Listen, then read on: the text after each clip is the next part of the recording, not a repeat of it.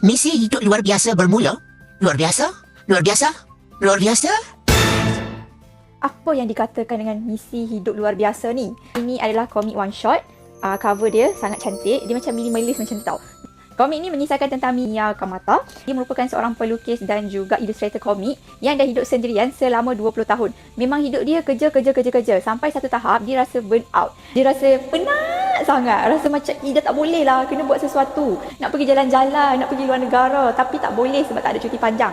So, apa yang Miya lakukan? Dalam ni ada dikongsikan 8 aktiviti yang Miya lakukan untuk pastikan yang dia boleh terus kekal bekerja, kekal aktif and kembali waras setelah perasaan-perasaan burnout yang muncul dekat dalam hidup dia.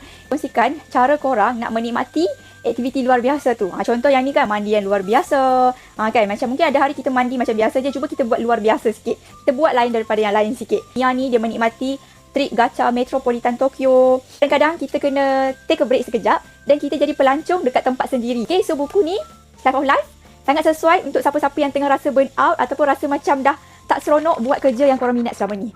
Dapatkan sekarang.